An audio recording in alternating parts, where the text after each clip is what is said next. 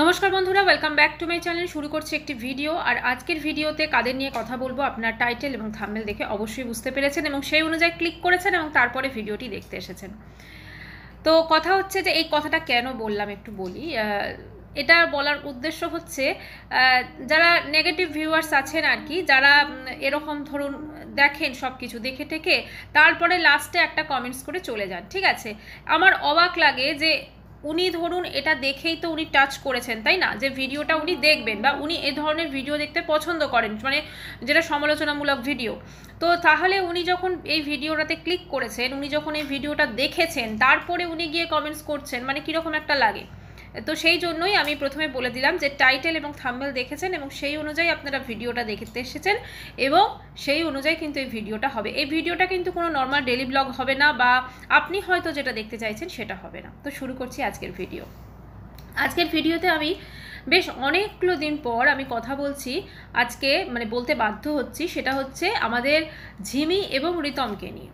তো আবার কিন্তু এই ঝিমি আর রিতম বলতে শুরু করে দিয়েছে, মানে বা একটা আবার কন্ট্রোভার্সি ক্রিয়েট করা শুরু করে দিয়েছে, ঠিক আছে। মোটামুটিভাবে 2-3 দিন ধরেই বোধহয় চলছিল। তো কালকে তো দেখলাম বেশ ভালো পরিমাণে শুরু করেছে, এদিক থেকে মা মেয়ে আর ওদিক থেকে জামাই, ঠিক আছে।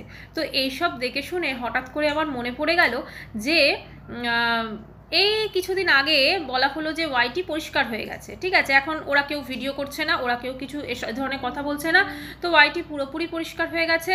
আমি যে কাজটা করতে এসেছিলাম সেটা আমি করে দিয়েছি, সেটা আপনাদের চোখের সামনে আছে, ঠিক আছে। তো তারপরে চোখের সামনে আমাদের এটাও চলে এলো হঠাৎ করে যে আবার কিন্তু সেম জিনিস রিপিট হতে চলেছে। তো যাই হোক, আমরা তো কন্ট্রোভার্সি ক্রিয়েটার, আমরা যখন এরকম দেখছি তো কেন বলবো না, তাই না। তো সেটা নিয়ে আজকে ভিডিওতে কথা বলবো।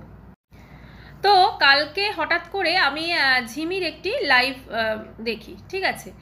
তো দেখলাম যে ঝিমি সেখানে কাউকে কিছু একটা বলছে। তারপর লাইভটা শুনে বুঝতে পারলাম যে ও রিতমের উদ্দেশ্যে অ্যাকচুয়ালি কিছু কথা বলছে। এবং ওদিক থেকে তারপর দেখলাম রিতমও লাইভ করেছে এবং রিতমও লাইভে অনেকটা দিন পর এই মা মেয়ের বিষয়ে মুখ খুলেছে বা মুখ খুলতে বাধ্য হয়েছে। কথা হচ্ছে যে রিতম বেশ কিছু কথা যেটা বলল যে ওর লাইভে আর কি, এবং সেই পুরনো জিনিস, ঠিক আছে। ও লাইভ করছে রিতম এবং আপনার ক্যামেরার পিছনে কিন্তু ওর মা আছে, ঠিক আছে। মায়ের আওয়াজটা আসছে, কিন্তু বেশ সুন্দর একটা মিউজিক, মায়ের আওয়াজ আসছে, মানে মা সেই আবার শুরু করেছে। কারণ যাদের স্বভাব যেটা না, তারা কিন্তু বেশি দিন সেই জিনিসটা না করে বিরত থাকতে পারবে না। এটা হচ্ছে মনুষ্য প্রজাতির একটি বৈশিষ্ট্য বলা যেতে পারে। কারণ এইদিকে যেমন চিঙ্কি পাল আর ঝিমির যে স্বভাব, যে নেচার, ওরা কিন্তু বেশি দিন সেই জিনিসটা না করে থাকতে পারবে না, ঠিক তেমনই কিন্তু এদিকে রিতম এবং ওর মায়েরও।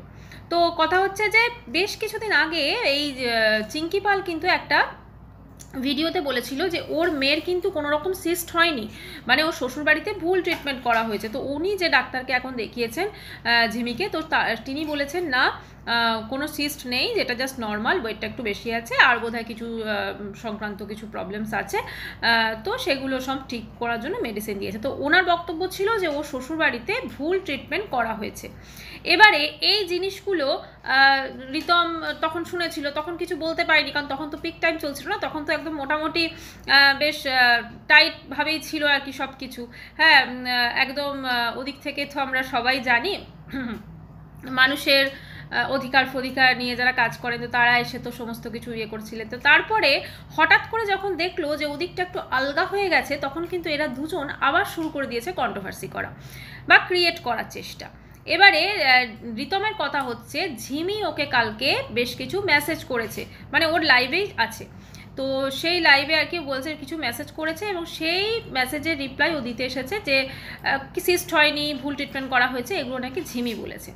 এবারে কথা হচ্ছে যে একটা ধরুন এতদিন আমরা দেখেছি রিতম চুপ ছিল, এবার এদিকে ঝিমি আর মা কিন্তু চালিয়ে যাচ্ছিল ইনডাইরেক্টলি, ঠিক আছে। মোটামুটি লাইভেও বলুন বা ভিডিওতে বলুন, সব সময় একটা রিতমদের কে ঠুকে কথা বলা বা এই জিনিসগুলো চলছিল। এবং ঝিমি আবার দেখলাম আজকে একটা ভিডিও দিয়েছে, সেখানে কি যারা অভিমান নিয়ে হারিয়ে যায় তারা কখনো ফেরত আসে না, মানে ওর তো এতদিন ও তো কোনো একটা জিনিসে স্টেবল থাকবে না, না, ও তো কিছুদিন পরই আবারও শ্বশুরবাড়ি যাওয়ার জন্য মানে মন কেমন করবে। তো সেই জন্য সেই জিনিসটা আবারও আসছে, সেই জন্যই কিন্তু ও রিতমের সঙ্গে যোগাযোগ করেছে। যোগাযোগটা কি করে করেছে না, প্রথমে হোয়াটসঅ্যাপে বেশ কিছু মানে মেসেজ করেছে, তো সেটাতে মেসেজ করার দরুন ভাবছে যে এবার ওদিক থেকে শুরু হবে। তো মোটামুটি এইভাবে ও আবার হয়তো ওখানে পৌঁছে যাবে, আবার এসব করবে। দেখুন রিতম, ঝিমি রিতমের বাড়ি যাবে কি যাবে না, ওর সঙ্গে সংসার করবে কি করবে না, এটা সম্পূর্ণ ওদের পার্সোনাল ম্যাটার। এটাতে না তো আমরা কোনো কন্ট্রোভার্সি ক্রিয়েটার, আর না যারা মানুষের অধিকার নিয়ে কাজ করেন তারাও আমরা ইন্টারফেয়ার করতে পারি না। এটা সম্পূর্ণ হাজব্যান্ড ওয়াইফের ভেতরের ব্যাপার। সে ওদের বয়স যতই কম হোক না কেন, তাদের ব্যাপার বা তাদের গার্জেনদের ব্যাপার, ঠিক আছে, মানে দুটো বাড়ির, পাল এবং দেবনাথ ফ্যামিলির গার্জেনদের ব্যাপার। এখানে আমরা কেউ কিচ্ছু বলতে পারি না। কিন্তু যখন এই জিনিসগুলো আমাদের সামনে আসছে বা একটা ধরুন আবার ক্যাওস সৃষ্টি করা হচ্ছে, চেষ্টা হচ্ছে, তখন কিন্তু আমরা সেক্ষেত্রে মুখ খুলতে পারি বা বলতে পারি। কথা হচ্ছে এই যে তারপরে দেখলাম ঝিমির লাইভে ওদিক থেকে চিঙ্কি পাল যে কথাগুলো বলছেন, মানে এতই সুমধুর বাক্যবান তিনি তার জামাইয়ের উদ্দেশ্যে ইউজ করছেন, যেটা অত্যন্ত নিন্দনীয়। সেটা আপনারা ওই ঝিমির লাইভটা দেখলেই বুঝতে পারবেন কি কি ভাষা উনি ইউজ করেছেন। উনি নাকি অনেক কিছু কেটে দিতে পারেন। আচ্ছা, ওনার একটা বক্তব্য হয়েছে চিঙ্কি পালের, এখন মেয়েদের অধিকার নিয়ে, মেয়েদের সব নিয়ে কত কিছু হচ্ছে, এই কি হচ্ছে।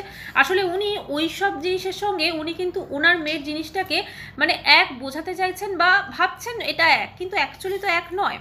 যেটা আরজি করে ঘটেছে সেটা একটা মেয়ের ওপর টর্চার করা হয়েছে এবং তাকে হত্যা করা হয়েছে, এবং বা তার রেপ করে তাকে হত্যা করা হয়েছে এবং বিভৎস টর্চার হয়েছে। একটা বলা যেতে পারে এর কোনো ভাষা নেই, আমরা সবাই স্পিচলেস। এই ঘটনাটা এতটা নাড়া দিয়ে উঠেছে, এবং যারা আমরা মেয়ের মা তাদেরকে আরও বেশি এটা নাড়া দিয়ে উঠেছে। একটা ভয় বলুন, একটা আতঙ্ক বলুন, আমাদের সবার মনে কাজ করছে। কিন্তু তারপরও আমরা ধীরে ধীরে নর্মাল লাইফে ফিরতে চেষ্টা করছি, কিন্তু মনে কিন্তু ওই জিনিসটা আছে। এবং আমরা সবাই চাইছি যে যত তাড়াতাড়ি সম্ভব যে সত্যিকারের দোষী সে যেন শাস্তি পায়, ঠিক আছে। মতলব আমরা সবাই কিন্তু চাইছি উই ওয়ান্ট জাস্টিস। তো সেক্ষেত্রে এই চিঙ্কি পাল ভাবছে ওর মেয়ে তো বিশাল ধরুন টর্চার করা হয়েছে ওর মেয়ের প্রতি, ওর কথা অনুযায়ী, যদিও উল্টোটাও হতে পারে। হ্যাঁ, তো এই জিনিসটাকে নিয়ে ও ঠিক এই জায়গাটায় একটা সিম্প্যাথি ক্রিয়েট করার চেষ্টা করতে চাইছে মা মেয়ে এই ওয়াইটির প্ল্যাটফর্মে। কিন্তু ব্যাপারটা হচ্ছে যারা এতদিন ধরে ওদেরকে দেখেছেন তারা তো এই কথাতে ভুলে যাবে না, তারা তো সেই জিনিসগুলো মনে আছে না, কি কি হয়েছে না হয়েছে। এখানে কে দোষী, ঝিমি দোষী না রিতম দোষী, সেটা আমরা কেউ জানি না বা জানতে চাই না। পরিষ্কার কথা, আমাদের সামনে যেটা আসবে সেটা নিয়ে আমরা আলোচনা করব এবং ভিডিওতে যেটা দেখবো বা লাইভে যেটা দেখবো সেটা নিয়ে কথা বলবো।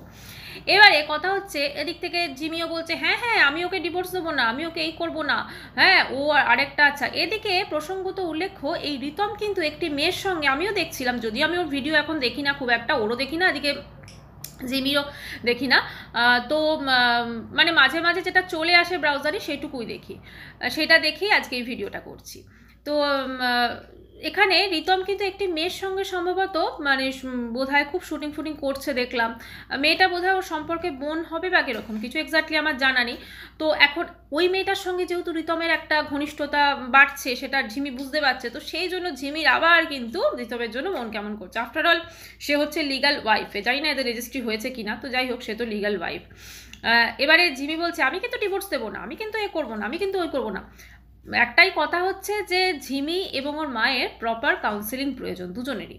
কারণ উনি কাল যে কথাটা বলছিলেন, যে কথাগুলো উনি ওনার জামাইয়ের উদ্দেশ্যে বলছিলেন, ওইগুলো শোনার পর ওনার জামাই কিন্তু কোনোদিন চাইলেও আর ফেরত আসতে পারবে না ঝিমির কাছে, এবং উনি কিন্তু একবারও ভাবছেন না। ওনার মেয়ে যখন সংসার করছিল এই রিতমের সঙ্গে, মোটামুটি একটা শুরু হচ্ছিল, এত ঝামেলার পর ওরা দুজনে আবার খাট কিনতে গেছে, সংসার করছে, সেইটা কিন্তু সেই ঠিক পার্টিকুলার সেই মোমেন্টেই কিন্তু এই চিঙ্কি পাল কিন্তু পৌঁছে গেছিলেন মোটামুটি মানুষের অধিকার অনেক কিছু নিয়ে, পুরো টিম নিয়ে ওই রিতমের ওখানে, এবং জামাইয়ের বিরুদ্ধে কমপ্লেন করতে। এবার এত কিছু করার পর তো নিশ্চয়ই সেই জামাই তো আর পুজো করবে না, তাই না? এটা খুব নর্মাল ব্যাপার। তো তারপরে সেখানে একটা অশান্তি সৃষ্টি হয়েছে, তারপরে তো আমরা দেখেছি কি কি হয়েছে না হয়েছে। এখন এরপরে রিতমও চাইছে না হয়তো, বা আমি জানি না ওদের মনের কি আছে, যে ঝিমি ফিরে আসুক বা কিছু। মোট কথা ঝিমির এবার বলা যেতে পারে একটা শ্বশুরবাড়ি যাওয়ার একটা ইচ্ছা কিন্তু ওর মনে উঠেছে, এবং ওর মা যতই সে মুখে বলুক যে আমি ওকে ডিভোর্স দেবো না বা আমি ওকে এই করি আমি ওকে সেই করি, এই যে ভিডিওসগুলো ও করছে যে যারা অভিমান নিয়ে হারিয়ে যায় তারা কিন্তু কোনোদিন ফেরত আসে না, বা এই যে চেষ্টাটা চলছে, এই যে রিতমকে একটা মানে মেসেজ করা বা ওর সঙ্গে একটা টাচে থাকার চেষ্টা, তো এগুলোতে কিন্তু তাই প্রমাণ হয়, ঠিক আছে। আর চিঙ্কি পাল তো চিঙ্কি পালের কাজ চালিয়ে যাবে, ঠিক আছে, কারণ ওনার উদ্দেশ্য হচ্ছে ওনার চ্যানেলটাকে দাঁড় করানো। সে মেয়ে যেরকম পরিস্থিতিতে থাক সেই অনুযায়ী সে রিলস বানাচ্ছে, ভিডিও করছে, সব কিছু করছে, মানে ওনার মেয়ের চ্যানেলেও অত ভিডিও আসে না ওনার মেয়ের, যতটা ওনার চ্যানেলে আসে, চিঙ্কি পালের চ্যানেলে। কারণ চিঙ্কি পালের চ্যানেলটা কিন্তু আফটার অল দাঁড় করাতে হবে, এবং মানে সেটা একদম পুরো 2 লাখে মানে জানি না 2 লাখ বোধহয় এখনো হয়নি, হতে যাচ্ছে। সাবস্ক্রাইবার পূরণ করতে হবে, সে মেয়ের কেচ্ছা বেচে হোক, মেয়েকে মানে বিক্রি করে হোক, যা করে হোক, ঠিক আছে। ওনার উদ্দেশ্য হচ্ছে খালি টাকা আর চ্যানেলটা গ্রো করার। আর ওনার মেয়ের সত্যি কথা বলতে কি ওর ট্রিটমেন্টের বিশাল প্রয়োজন, কারণ ওর মেয়ে এখনও বুঝতে পারছে না যে ওর জন্য কি ভালো আর কি খারাপ, সেটা অবশ্যই ওর বোঝার হয়তো বয়সটাও হয়নি, বা ও যে সিচুয়েশনে আছে হয়তো বোঝা সম্ভবও নয়। কিন্তু যাই হোক, একটাই বলবো যে এই মেয়েটার জন্য না মাঝে মাঝে খুব খারাপ লাগে। চিঙ্কি পাল তার মেয়েরকে মানে মাঝে মাঝে সত্যি মনে হয় যে উনি ওনার মানে ঝিমির সত্যিকারের মা তো। কারণ কোনো মা তার সন্তানের এত ক্ষতির পর ক্ষতি করতে পারে না। মুখে উনি বলছেন উনি ঝিমিকে খুব ভালোবাসেন, এই করছেন, কিন্তু ওনার যা কর্মকাণ্ড তার জন্য মেয়েটার যা ক্ষতি হচ্ছে সেটা আমরা সবাই দেখতে পাচ্ছি। একটা কথাই বলবো যে ওনার শুভবুদ্ধির উদয় হোক।